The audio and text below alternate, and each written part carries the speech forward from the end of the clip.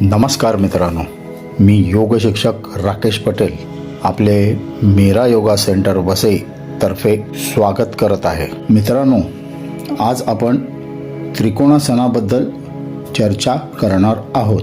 त्रिकोण म्हणजे तीन बाजू, तसेच आपल्या शरीराच्याही प्रत्येक बाजूवर ह्या आसनाचा चांगला परिणाम होतो।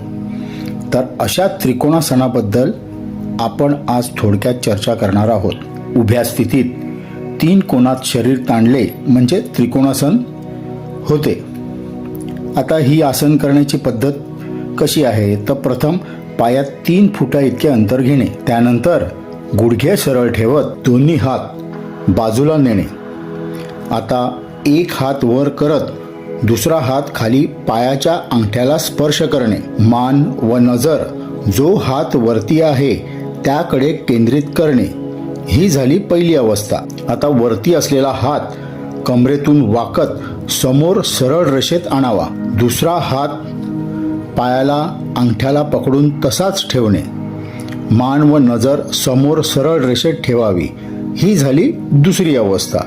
आता समोर असलेला हात खाली जमिनीच्या दिशेला घेऊन जाणे। हात जमिनीला टेकवू नये। मान व नजर जमिनीच्या दिशेला असावी। दुसरा हात अंगठ्याला तसाच पकडून ठेवणे। ही झाली ह्या आसनाची तिसरी स्थिती। प्रत्येक अवस्थेत 10 ते 30 सेकंद थांबायला हरकत नाही। सदर आसन हात बदलून पुन्हा करावे। तदनंतर सरळ अवस्थेत पुन्हा उभे राहावे। दोन्ही बाजू मिळून एक आसन पूर्ण होते। आता मित्रांनो, याच्यात अडचणी तर आहेतच आपल्या। तर गुडघे तसेच जास्त तीव्र पाठीचे विकार असल्यास हे आसन टाळावे। मानेला किंवा खांद्याला दुखापत झालेली असल्यास आसन करू नये। नवीन साधकांनी योग्य योग शिक्षकाच्या सानिध्यातच हे आसन करावे। फायदे: हातापायांची शक्ती वाढते, रक्ताभिसरण चांगले होते, काही प्रकारचे पाळीचे त्रासही स्त्रियांचे कमी होऊ शकतात, पोट न सुटण्यास मदत। सर्व स्त्रियांनी आवर्जून करावे असे हे आसन आहे।